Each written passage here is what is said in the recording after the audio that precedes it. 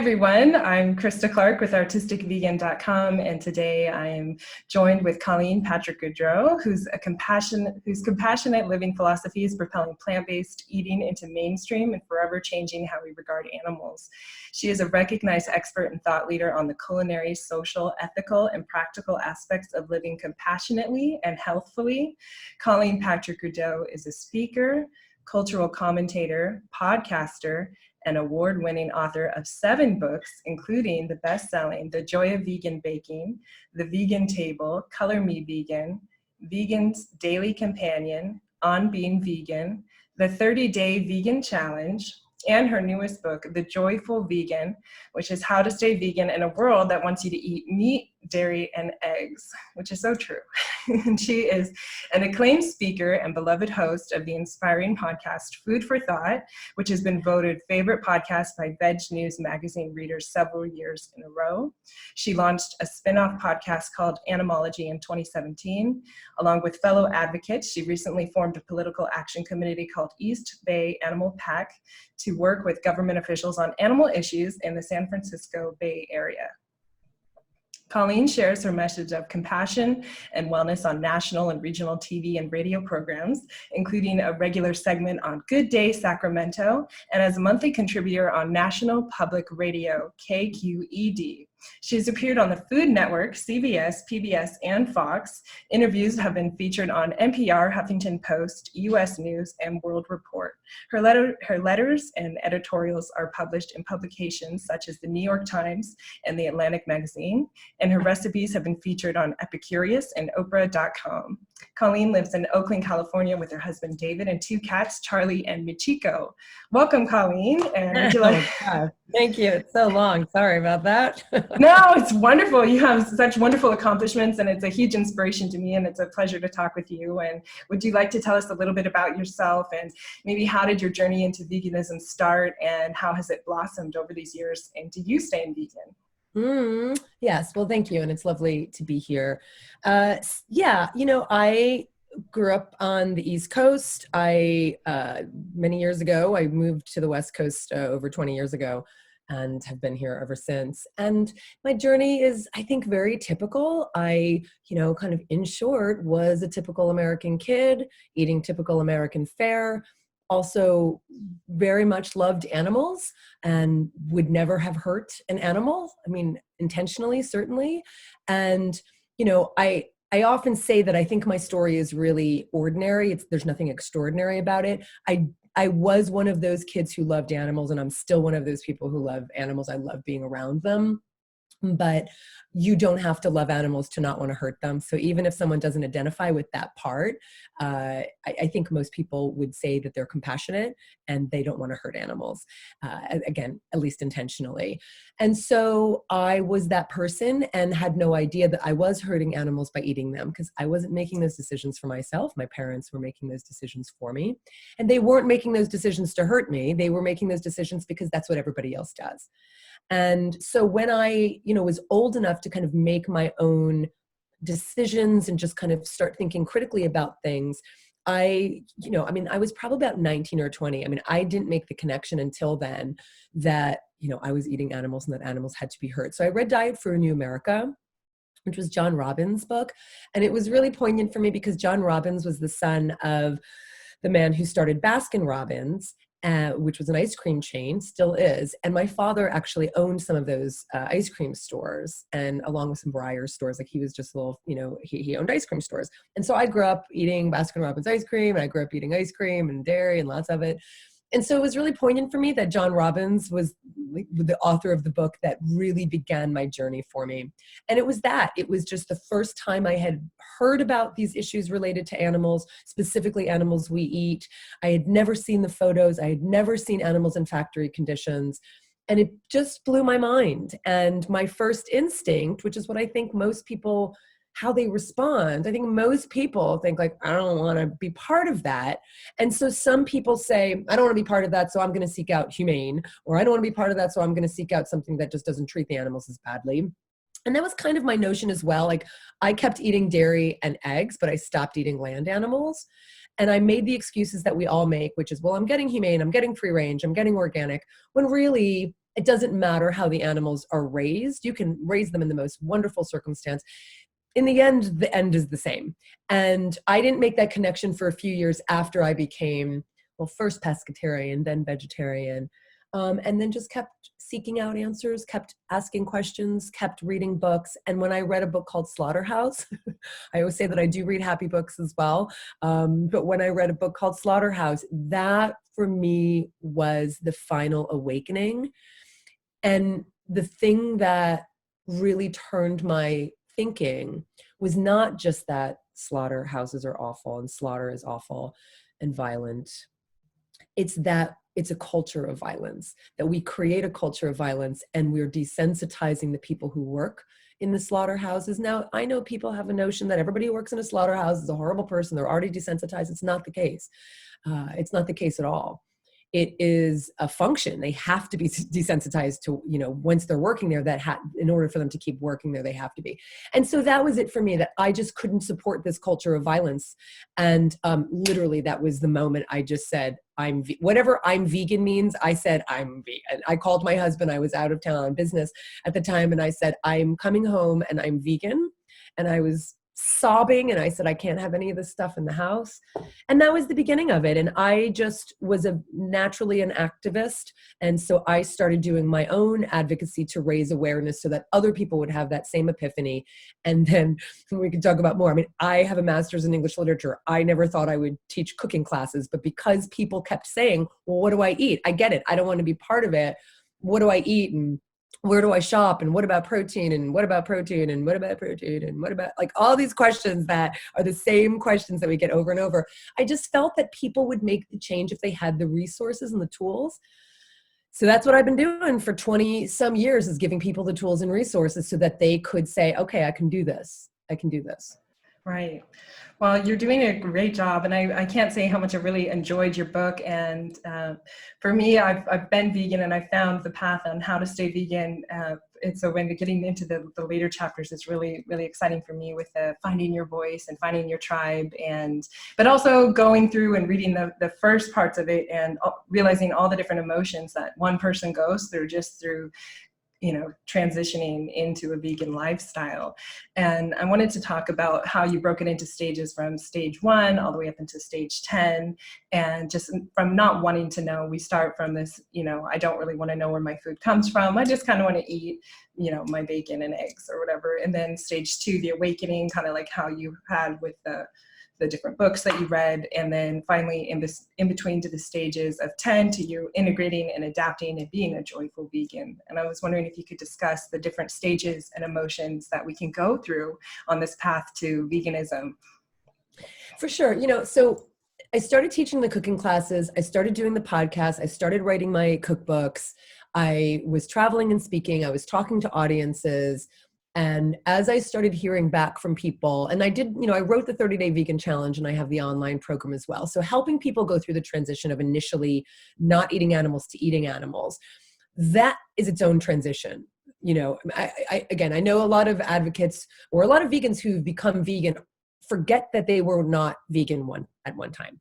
And so they have this characterization that vegan is easy, because they forgot that the transition is actually very difficult for people, and that maybe they had an easy transition. Like I had an easy transition in the sense that I figured it out. This was 5 years ago when I became vegetarian, 20 years ago when I became vegan. Like I figured it out, but you know what? Not everybody does. And so I'm not going to question why they don't. I'm just going to give them the tools. So I guide people through the transition of going from not vegan to vegan, through answering the questions about single nutrients and protein and calcium and omega-3 fatty acids and B12, and talking about, how to cook, quickly and easily so that it feels good and familiar. And what about traveling? All those practical aspects, that's essential. But then what I also started identifying was that the most difficult thing for people are the social aspects and the emotional aspects, and living in a world where you're not part of the status quo. And so I started, hearing from so many different people for so many years, people who've been listening to the podcast, taken the 30-day vegan challenge, et cetera. I started piecing together these kind of categories of challenges that people were having.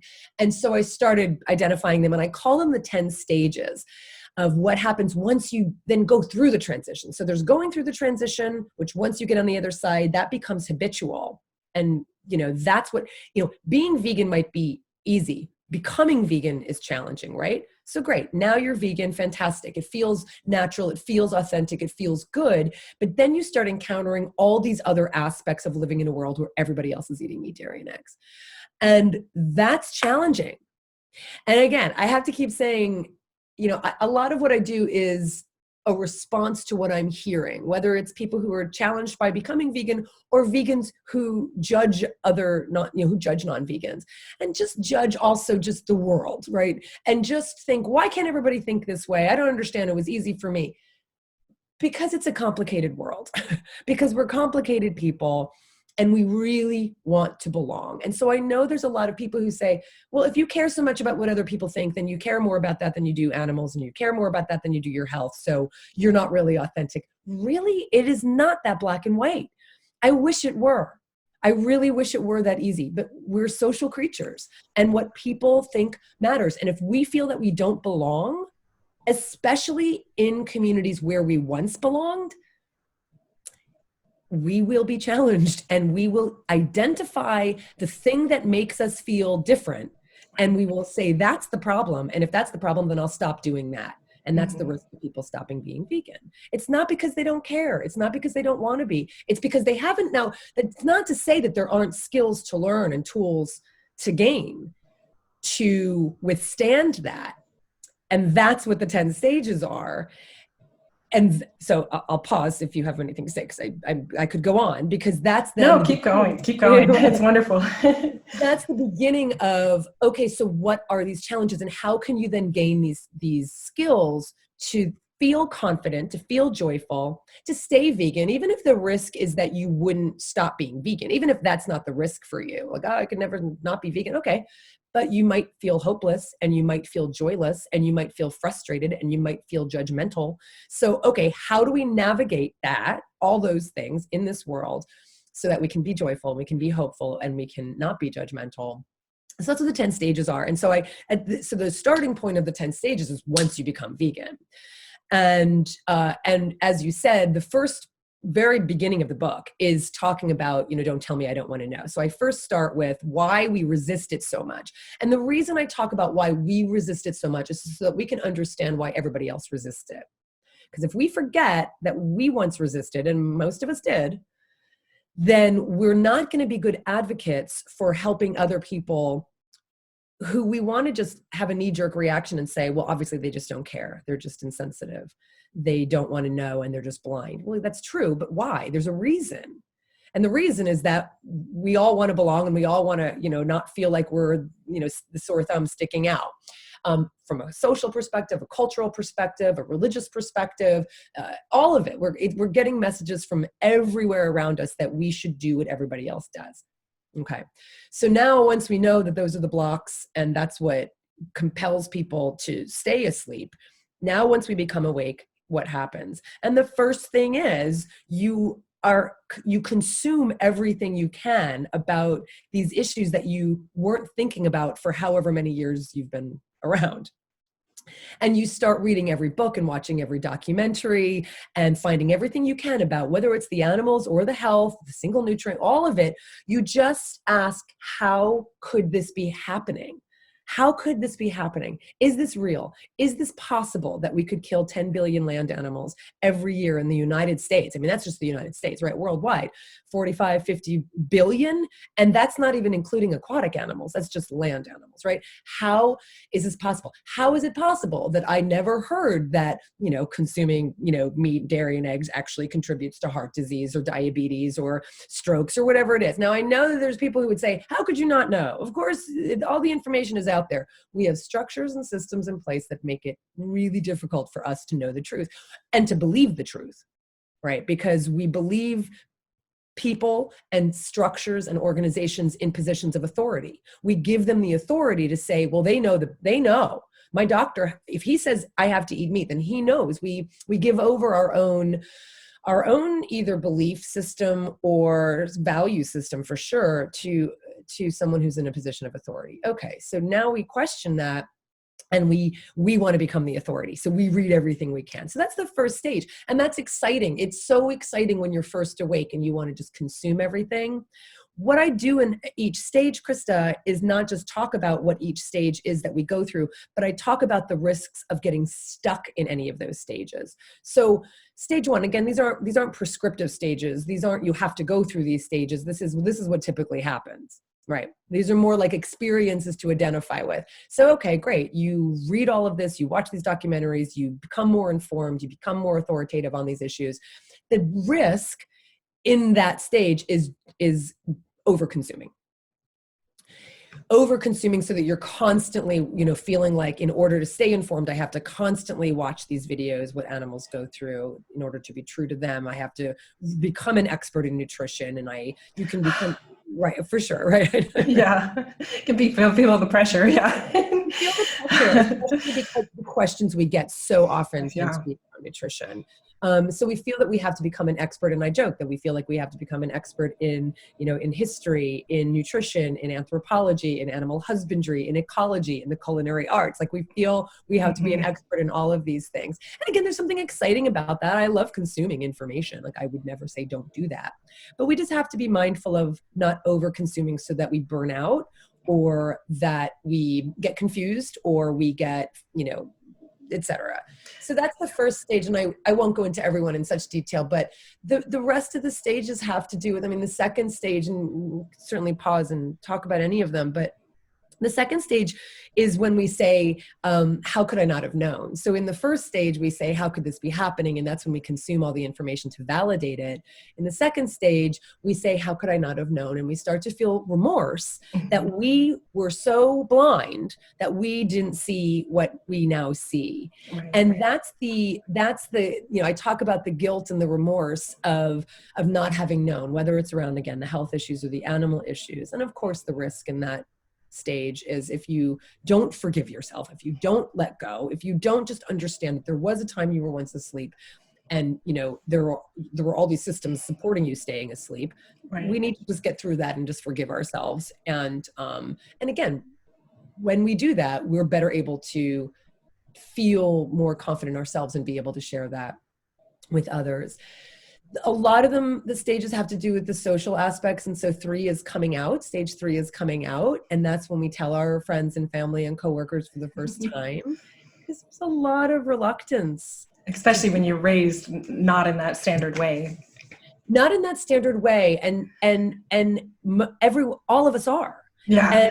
And, right. Who isn't? This is what's so funny. People say, yeah, I'd be vegan, but I'm Mexican and we grew up eating a lot of meat. Yeah, I'd be vegan, but I'm Polish. I grew up Russian. I grew up Jewish. I grew up Catholic. I grew up, name a cultural, ethnicity, whatever it is. All of us grew up eating that way. I grew up Irish. I'm Italian.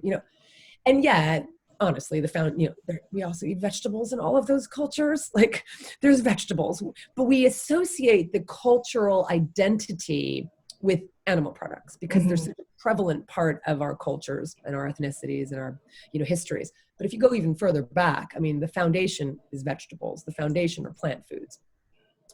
So I talk a lot about identity, and one of the reasons that our family members and our friends, especially our families, feel so threatened when we make this change is because it feels like an affront to the identities that they raised you in. Mm-hmm. So a lot of it is understanding that you can obviously have this identity, this, vegan identity or plant-based, whatever you want to call it, whatever is meaningful to you. But that doesn't mean you're throwing away the other identities. And so one of the aspects is you integrating that in your own consciousness, but also understanding why people act the way they do.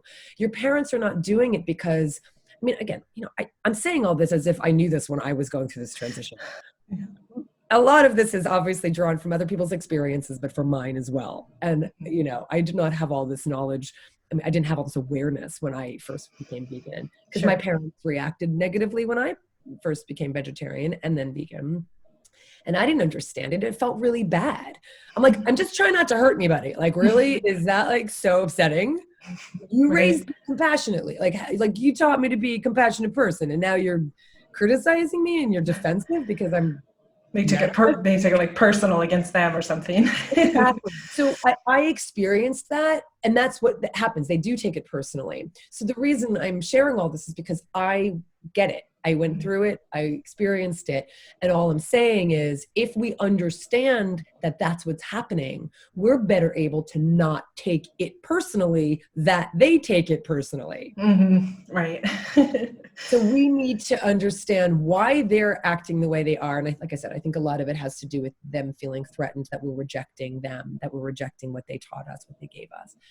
So then, yeah, it continues. I mean, there's the finding your voice, as you said, there's finding community, there's finding like-minded community, but it's also having a relationship with the communities that we do have. Just because we have friends or family members or coworkers that aren't vegan, doesn't mean we can't, they can't be part of our community.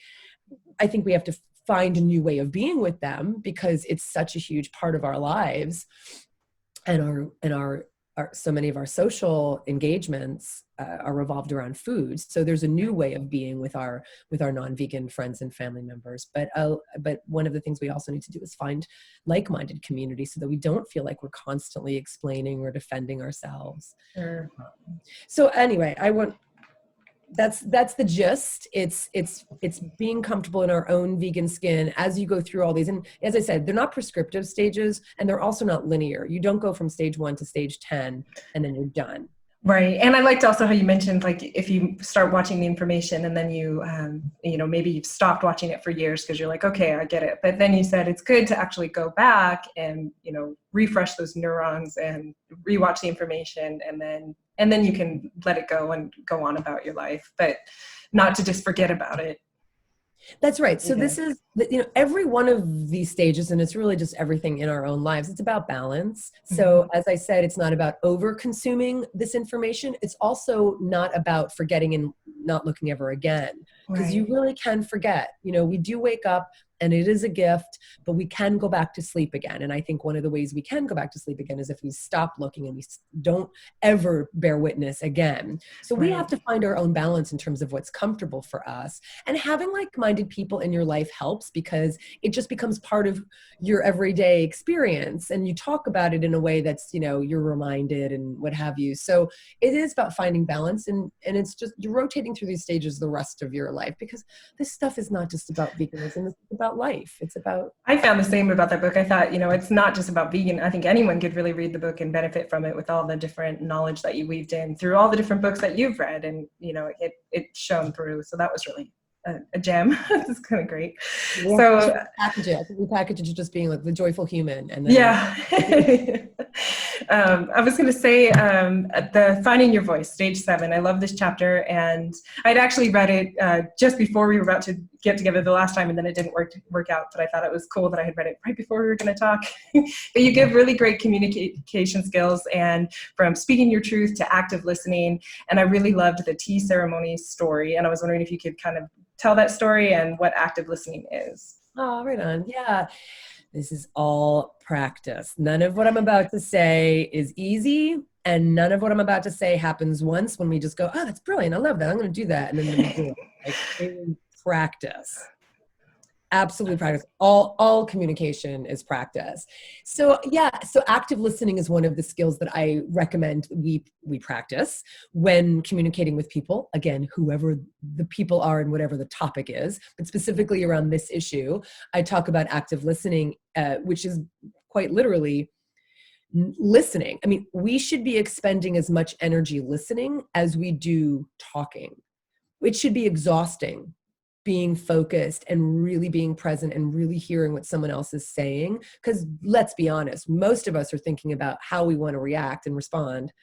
When we're listening to someone, we're thinking about, what should I say next? What will be clever? What will be, what will be right? And so active listening is quite literally emptying your mind and really just taking in what that person is saying. And so the example I give is an experience that my husband and I had many years ago. A Japanese tea ceremony is obviously a cultural activity in Japanese culture that was redundant, but you get the idea. And so it's a wonderful experience. And everything about the tea ceremony is about being completely present, literally being present in the room.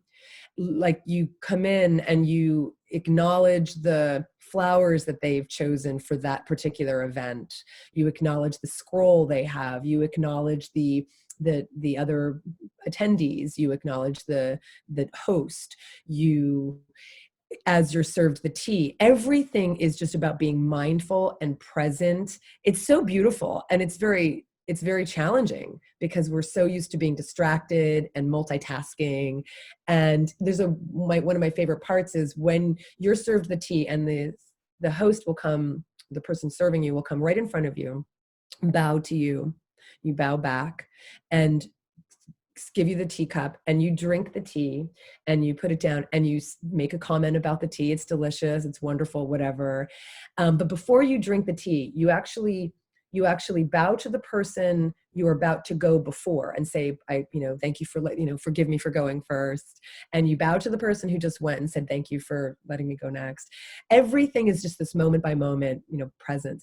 And it was really lovely because I don't know if I told this part, but one time we were there and there was a beautiful host. He was just so lovely and so present, and he was just such a model for this. And he knelt in front of my husband, who is very mindful and present, just very naturally. He's one of these very calm people. Just comes naturally to him, doesn't come naturally to me. And he knelt in front of him and he just looked up at my husband and he said, "You are a samurai. You are it." And it was so beautiful because I always thought of my husband that way. And he saw it and he identified that. So my husband and I left that tea ceremony and we were so moved by it.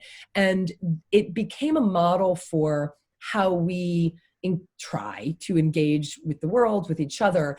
And we called it facing forward because it really is that. Like I said, the host comes right before you and just looks right into your eyes and says, here's the tea.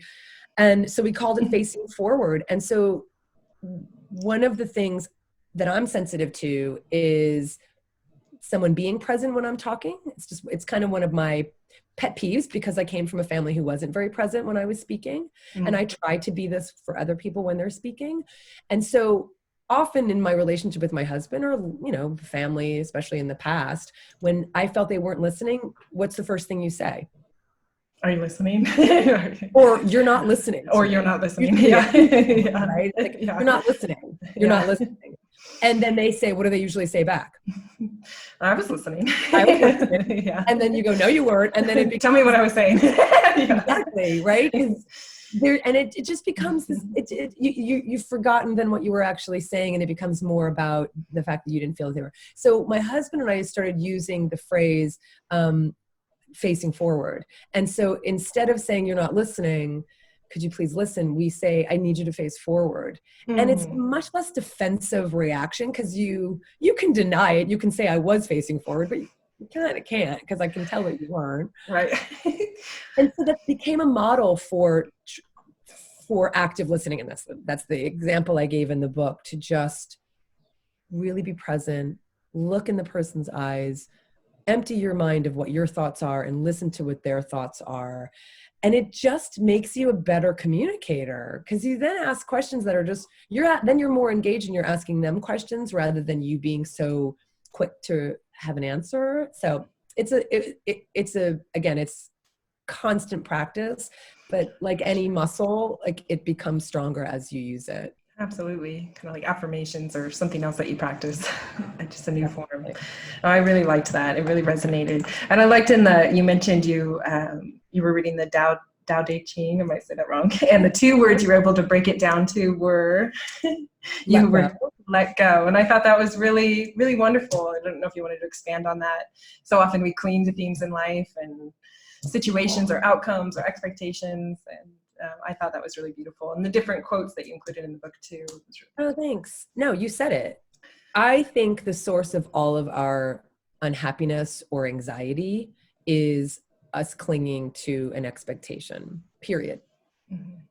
And one of the things I love so the Tao Te Ching you mentioned is a 2,000-year-old text. It's attributed to a man named Lao Tzu, but no one really knows who he was and if he really was the sole author of the book. But it's a short gem of a book that I think is one of the best manuals for living. And it is my manual for living, and it can be whittled down to let go. And let go. And there's a line in the book that says, success is hope is as hollow as fear. And you go, wait a second, there's nothing wrong with being hopeful. Hope is good. Like, why would you say that? How could you attribute that with fear? And the idea is, if you have any clinging, any expectation to whether it's a good thing or a bad thing. And then he says, how is hope as hollow as fear? When, the idea is that you're not on solid ground. You're not in the present. You're hoping for the future, and you have an attachment to it. Sure. So attachment is just such a huge part of it. And that can be attributed to anything in our own lives, but also around veganism and advocacy, where we want the people to make a change. We want to be able to say the right thing, say the most compelling thing, and then they go, oh God, that's amazing, I'm going to be vegan now. I get it. Yeah, I'm there. I'm there. I'm done. That's it. Thank you. And we feel disappointed when they don't, because how many of us have talked to friends or family or coworkers and shared this on social media or shared it in our own lives, and I'm so frustrated. They know it. I've told them. They know it. They know they're eating animals. They know that they're suffering, and still they do it. If you're attached to their outcome, you will continue to be frustrated like that and miserable. All we can do is worry about ourselves. So let go is kind of, I think, the perfect distillation of what we can turn to every time we're frustrated. Yeah. I think it's great advice, whether it's for veganism or just in your everyday life, for whatever goals or desires or, expectations or outcomes that you had in mind. And it's important to say, Christa, though, I don't want people to, the real mistake that people make, and it includes many people who've read the Tao, they mistake it for complacency. Right. Just like no dreams then. Exactly. And that's not what it is. Yeah, I get that. Most people think, well, if you're saying let go and like you don't be attached to the outcome, then we should just all like sit back and be complacent and not advocate. That's not what it is. Right. Advocate, absolutely. Just you need to let go of the outcome. You have no say in the outcome. You do your work. That's the other quote in that book. There's many versions of it in the Tao, and many wise books. Is do your work, then step back. Absolutely do your work, but then you have to let go of being unattached to what actually happens as a result of that work, of your work and of your voice. And I think as an entrepreneur, and as a writer, that, I think you experience that. You have to do your work, and then you have to let go and just let it do what it does sometimes. And sometimes it's hard. Yeah. I loved your stage 8, stretching your comfort zone, expanding, and you talk about how it's hard for us to change and the benefits of how routines can be in our life, like healthy habits and everything, but also how they can be confining and how sometimes we need to inject fun and diversity into our lives. And would you mind expanding on how we can stretch our comfort zones and why it's beneficial for one to do that? Oh, I mean, the whole thing is about comfort zones. It's one of the reasons we don't change and stop eating animals. We are creatures of habit through and through and through. So the other book and philosophy that I really adhere to is Stoicism. And Stoicism, again, is it's an ancient Greek philosophy that goes back thousands of years. I feel like the Tao and Stoicism, they're very aligned, or Taoism and Stoicism are very aligned. And one of the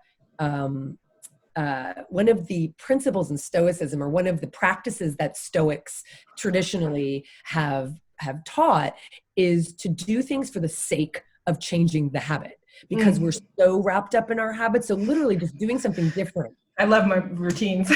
Yeah, so good. And there's nothing wrong with routines. We need them. It frees up our brain to worry about things that are more important than thinking about where our keys are all the time. Like, there's a reason we put our keys in the same place. There's a reason we go to the same restaurants. We want the familiarity. We want that structure. We want that. There is nothing wrong with that. And yet, to again kind of exercise the muscles that might atrophy, do something different. Now, don't do something different that's going to put you in harm's way, or don't do something different that's going to, that you're going to forget where your keys are and you're never going to be able to find them. Sure.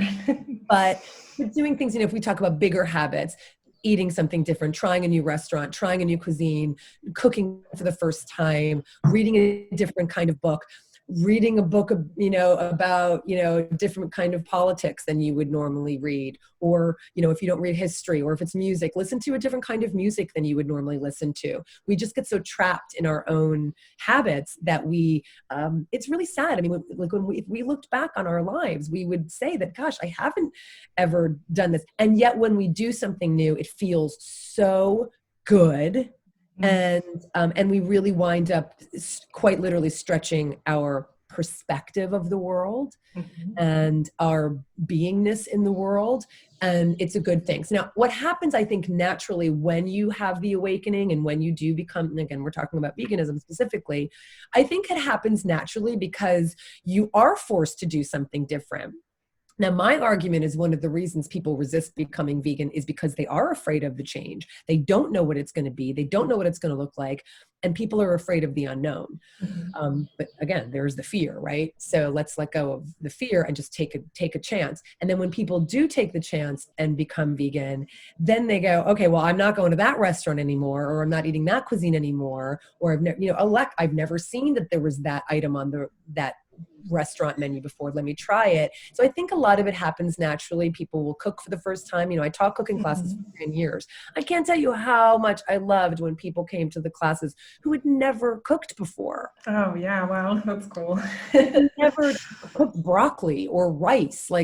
I love that. And people are eager to learn. And so that's the idea is I think it happens naturally. And how exciting is that? People who get involved in, you start looking at other issues related to veganism and food and animal advocacy. You might get into nutrition and you might change your career. You might get into yoga or other forms of wellness. You might become an advocate. Just all these things open up, and we should be open to that. And we should also just continue to be open to that and never become stale. Right. Yeah. I really liked that. And for finding your place, you talked about in chapter 9, the chapter is great for those wanting to know where you can share your passion and skills. And I really like some of the questions that you asked, and you had the reader ask themselves, what moves me and what am I passionate about? And how can these questions help one find their place?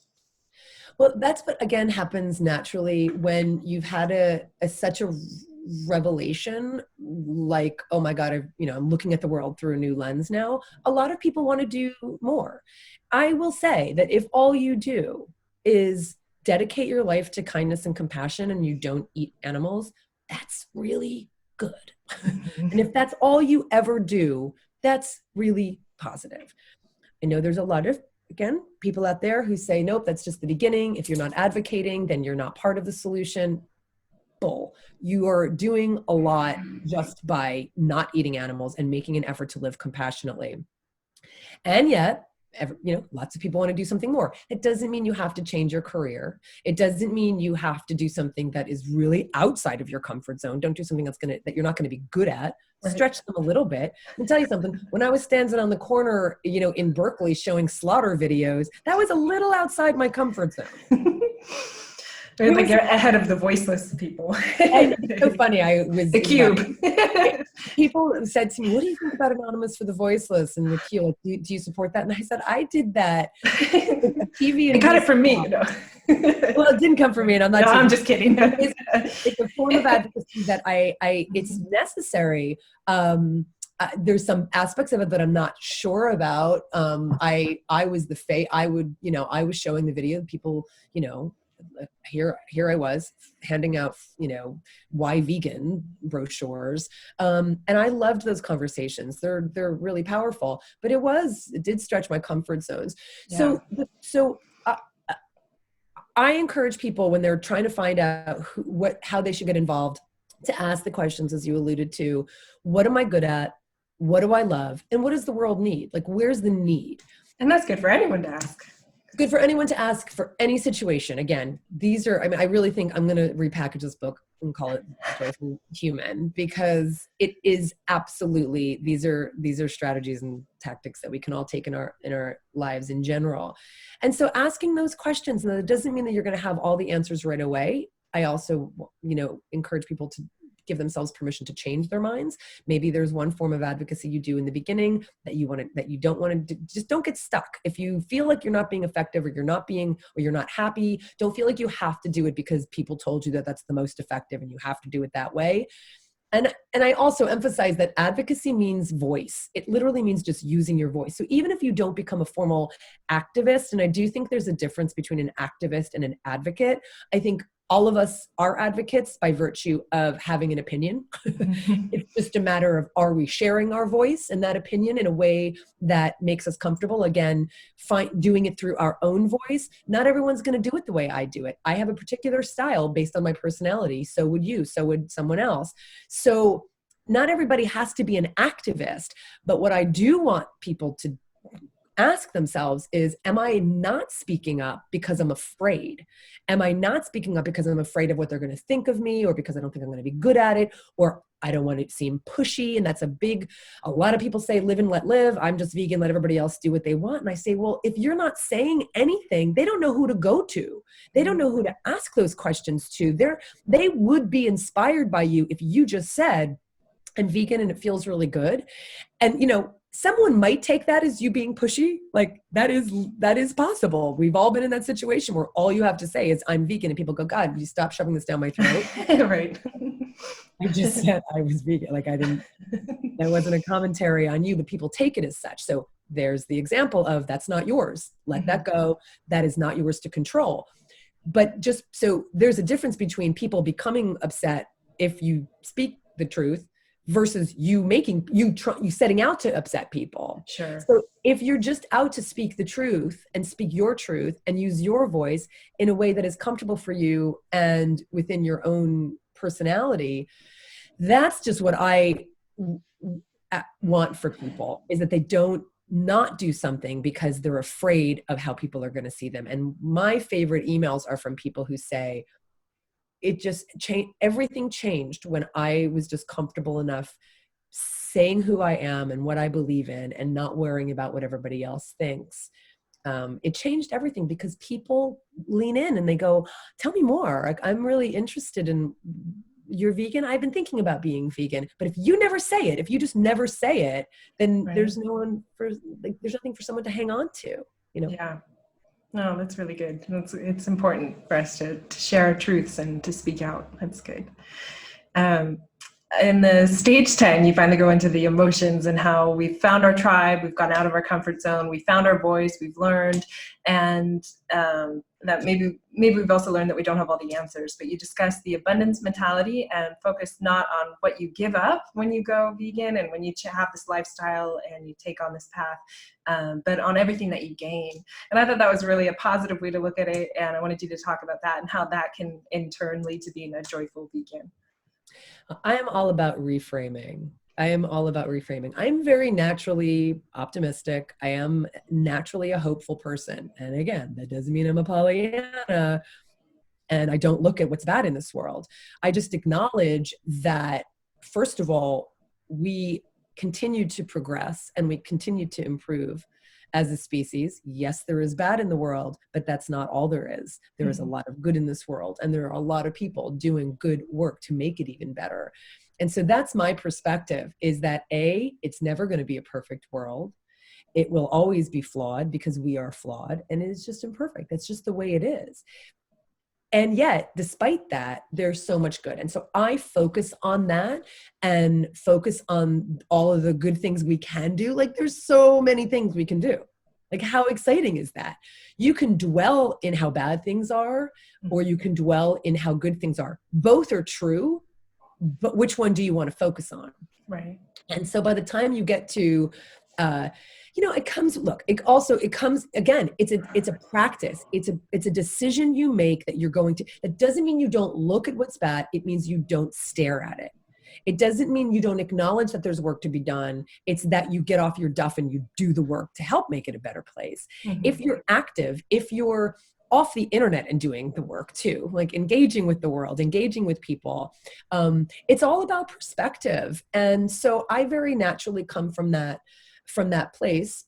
But, again, I think it's also, it's practice. I make a point to read what makes me hopeful. I make a point to view what I think is hopeful and to see how much hope there is in the world. I love hearing from people who tell me, what they're doing or how they've changed, and like we can decide at any given moment which one we want to focus on, and I just happen to choose to focus. And that's the thing. It's like if I didn't, it's still going to be the same world. Right. Yeah, and at least Like, if you can attract the other, then hopefully with the law of attraction and everything, if you're more hopeful, then it'll bring more of that in. So it absolutely will, literally, because that's what you're looking at. Like right. It will be there because that's literally what you're gazing upon.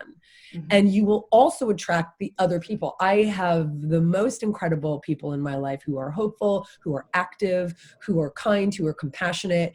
Like that's who I surround myself with. And that also really makes a difference in terms of who we are in this world and how we behave, is being around people who push us, who challenge us, who stretch our comfort zones, but who also love us and who are also kind and who are also hopeful and who are also doing good work in this world. So surround yourself with that perspective, practice that perspective, surround yourself with people who share that perspective, and get to work. Yeah, that's wonderful. I noticed that you have a lot of work on your plate and events coming up in 2020. Did you want to talk about any of your events coming up? Well, I am doing still the book tour for the Joyful Vegan. So I am traveling and speaking in various places. People can always go to my website, Joyful Vegan, and find out where I'm traveling and speaking. So yeah, I'm also really looking to go deeper locally. I've been doing some work, as you mentioned in the intro, that we have a political action committee here, and there's a lot of work to do. And I really believe in local action. And it's been really funny. It's been really nostalgic. I've been thinking a lot lately of those early cooking classes and the early street TV and the workshops that I did in my community. And there's a part of me that really misses that. And that's not to say that it would be the same form. I'm not necessarily going to teach cooking classes again, even though I think there's a need for it. But I've actually been meeting with people, and I'm really excited about creating more of an energy swell with several people who also want to do the work in this city. I love my city of Oakland, and I want to share the message of compassion in my own city. And especially at a time, especially in the United States, I mean, it's really all around the world, but there's a real frustration around national politics. Yeah, and I sure. feel very, very strongly about being involved locally. People feel disempowered, and they feel that they don't have a voice and they don't have a say, and that the people who are supposed to represent them aren't representing them. Well, get to work locally. You have such an impact. You have such an opportunity. You could literally walk into City Hall and meet your city council member or your, supervisor or your mayor, whatever it is. You have so much. So focus on what's in front of you and where you can really be effective. And I think locally is a real opportunity that I think people overlook. Yeah, absolutely. Sorry, my internet got a little unstable. I just turned off the video for a moment, and we'll wrap it up real quick. So what's your website, and where can everyone buy your books? So you can buy my books wherever books are sold. Wonderful. Any bookstore. And people can go to Joyful Vegan. They can also just type in my name and go to my main website. So joyfulvegan.com is just the easiest place for people to go. And they can join the mailing list. They can get the books, but mostly they can listen to the podcast. But just, stay close, be connected, manifest your compassion, and everything will be okay.